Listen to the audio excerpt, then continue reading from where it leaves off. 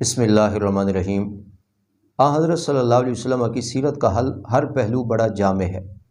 آپ صلی اللہ علیہ وسلم کی سیرت کے تمام پہلوؤں کا اگر مطالعہ کیا جائے تو اس میں تمام شعبہ زندگی سے تعلق رکھنے والے افراد کے لیے رہنمائی باہم ملتی ہے۔ آپ صلی اللہ علیہ وسلم کی نبوت کے مقاصد کیا ہیں، آپ صلی اللہ علیہ وسلم کی تبلیغ کے اہداف کیا ہیں، اس حوالے سے سورہ مدثر کی ابتدائی چند آیات کو دیکھا جائے جو آپ صلی اللہ علیہ وسلم کی سیرت کے اس پہلو کو اجاگر کرتی ہیں۔ اس میں بھی ایک واعظ، ایک مبلغ اور ایک دین کے کام کرنے والے کے لیے بہترین نمونہ ہے کہ اسے اپنا دینی کام کس انداز سے لوگوں کے سامنے رکھنا چاہیے اور کون کون سے اہداف اس کے سامنے ہونے چاہیے، جن اہداف پر وہ کام کرے۔ اللہ تعالیٰ نے آپ صلی اللہ علیہ وسلم کو جب اعلانیہ تبلیغ کا حکم دیا تو سورہ مدثر کی آیات نازل ہوئیں۔ یا ایھا المدثر، اے چادر اوڑھنے والے نبی صلی اللہ علیہ وسلم، قم، کھڑے ہو جائیے، فانذر، اور لوگوں کو ڈرائیے۔ یہ فانذر جو آپ صلی اللہ علیہ وسلم کو خطاب کیا جا رہا ہے، اس میں آپ کی نبوت و رسالت کا پہلا ہدف اور پہلا مقصد بیان کیا جا رہا ہے کہ نافرمان اور گناہ گار لوگوں کو ان کے انجام بد سے ڈرائیے۔ جب تک مریض کو احساس مرض نہیں دلوایا جائے گا، اس وقت تک مریض اپنی شفا اور اپنی صحت کے درپے نہیں ہوگا، وہ اپنے علاج معالجے کے درپے نہیں ہوگا۔ اس لیے فانذر میں آپ کی تبلیغ کا پہلا ہدف متعین کیا گیا کہ آپ گناہ گار اور نافرمان لوگوں کو ان کے انجام بد سے ڈرائیے۔ وربک فکبر، اس جملے میں آپ صلی اللہ علیہ وسلم کی تبلیغ کا دوسرا ہدف ہے کہ اپنے پروردگار کی کبریائی اور اس کی عظمت بھی لوگوں کے سامنے بیان کیجیے۔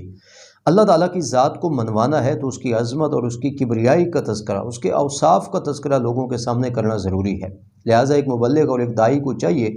کہ وہ بھی آپ صلی اللہ علیہ وسلم کی سیرت کے تناظر میں یہ اہداف متعین کرے کہ گاہے گاہے وہ لوگوں کو ان کے گناہوں کے انجام سے بھی آگاہ کرے، نافرمانیوں کے وبال سے بھی آگاہ کرے، اور اپنے پروردگار کی توحید، اس کی عظمت اور اس کی صفات کا بھی لوگوں کے سامنے تذکرہ کرے۔ وثیابک فطہر، اس میں نبی علیہ الصلوۃ والسلام کی تبلیغ کا تیسرا ہدف ہے کہ آپ اپنے کپڑوں کو پاک رکھیے۔ یہ حکم تو بظاہر آپ صلی اللہ علیہ وسلم کو ہے، مگر امت کو پاکیزگی اور طہارت کے مسائل سکھانے کی طرف اشارہ ہے، چونکہ اب اعمال کی ایک فہرست شروع ہونے والی ہے اور اعمال میں سب سے مقدم وہ طہارت ہے جو اعمال کی اثر روح ہے۔ تو وثیابک فطہر سے اس بات کی طرف اشارہ ہے کہ لوگوں کو پاکیزگی اور طہارت کے مسائل بھی بتائیے تاکہ وہ اعمال کی طرف متوجہ ہوں۔ تو ایک مبلغ اور ایک داعی کو چاہیے کہ وہ اپنی دینی دعوت میں یہ بھی ہدف بنائے کہ وہ لوگوں کو اعمال صالحہ کی ترغیب دے۔ والرجز فاہجر، اس جملے میں آپ صلی اللہ علیہ وسلم کو ہر طرح کی بد اخلاقی کی گندگی سے دور رہنے کا حکم دیا جا رہا ہے۔ آپ صلی اللہ علیہ وسلم تو مجسمہ اخلاق ہیں، آپ تو بہترین اخلاق کے پیکر ہیں، مگر امت کو یہ سنانا مقصود ہے کہ ہر طرح کی گندگی جو اخلاقی گندگی کے دائرے میں آتی ہے، یہ بد عقیدگی کی گندگی سمجھی جاتی ہے، اس سے اپنے آپ کو بچانا ضروری ہے۔ اس سے نبی علیہ السلام کی نبوت و رسالت کا یہ ہدف متعین ہوا کہ آپ لوگوں کو اخلاقی برائیوں سے بھی بچائیں، اخلاقی برائیوں کے نقصانات ان کے سامنے رکھیے، یہاں تک کہ بد عقیدگی کی جو نجاست اور گندگی ہے اس سے بھی لوگوں کو آگاہ کیجیے۔ لہٰذا ایک مبلغ اور ایک داعی کو بھی چاہیے کہ وہ اپنے وعظ و نصیحت میں بد اخلاقی کے حوالے سے، اس کے نقصانات کے حوالے سے، بد عقیدگی کے نقصانات کے حوالے سے بھی لوگوں کو آگاہ کریں۔ ولا تمنن تستکثر، اس جملے میں آپ صلی اللہ علیہ وسلم کو یہ بات بتائی گئی کہ آپ لوگوں کے سامنے جب دین کی بات کریں تو بے لوث ہو کر کے کریں، لوگوں سے کسی بات کی توقع نہ رکھیں،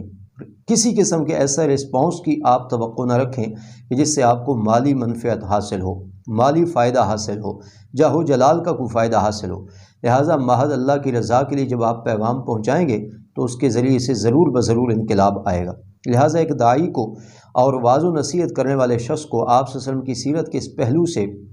یہ بات لینی چاہیے کہ وہ ہمیشہ وعظ و نصیحت بے لوث ہو کر کے کرے۔ جب وہ مخلوق سے مستغنی ہو کر اللہ کا پیغام پہنچائے گا تو یقیناً اللہ تعالیٰ اس کی گفتگو میں تاثیر بھی پیدا کریں گے اور اس کی گفتگو سے انقلاب بھی آئے گا۔ یہ بات اللہ تعالیٰ نے اپنے حبیب صلی اللہ علیہ وسلم کو فرما دی، اور آپ نے ایک اور موقع پر اعلان بھی کیا، لا اسألکم علیہ اجرا، فرمایا میں تم سے کسی واہ واہ کا مطالبہ نہیں کرتا، میں تم سے کسی اجرت اور مزدوری کا مطالبہ نہیں کرتا، ان اجری الا علی اللہ، میری اجرت اور میری مزدوری اللہ کے ذمہ ہے، یعنی میں بے لوث ہو کر کے اللہ کی رضا کے لیے تم تک پیغام پہنچا رہا ہوں۔ اور چھٹی بات آپ صلی اللہ علیہ وسلم کی نبوت رسالت کے ہدف کے حوالے سے یہ بیان کی گئی، وَلِرَبِّكَ فَاصْبِرْ، فرمایا میرے حبیب جب آپ حق بیان کریں گے تو لوگ تان و تشنیع کا آپ کو نشانہ بنائیں گے، الزام تراشیاں کریں گے، آپ پر حملہ آور ہوں گے، یہاں تک کہ آپ کی عصمت پر وہ کیچڑ اچھالیں گے۔ ایسے موقع پر میرے حبیب صلی اللہ علیہ وسلم صبر سے کام لیجئے، اپنے نفس کو قابو میں رکھیے، بے صبری کا مظاہرہ نہیں کرنا۔ اب ایک مبلغ اور ایک داعی کو بھی چاہیے جو دین کا کام کر رہا ہے کہ اس کے سامنے بھی ہدف ہونا چاہیے کہ جب وہ حق کی تبلیغ کرے گا، دین کا پیغام لوگوں کے سامنے رکھے گا، تو سبھی تو ماننے والے نہیں ہوتے، یہاں تک اس دین کے پیغام کے نتیجے میں انسان کو مختلف مصائب کا سامنا کرنا پڑتا ہے، تو آپ کی سیرت کے اس پہلو کے تناظر میں انسان کو صابر ہونا چاہیے۔ تو یہ 6 ہدف ہیں نبی علیہ السلام کی تبلیغ کے اور آپ صلی اللہ علیہ وسلم کی نبوت اور رسالت کے پیغام کے۔ ان 6 اہداف کو ایک مبلغ اور ایک داعی اگر اپنی زندگی میں شامل کر لے تو یقیناً وہ دین کا کام بہتری سے کر سکتا ہے۔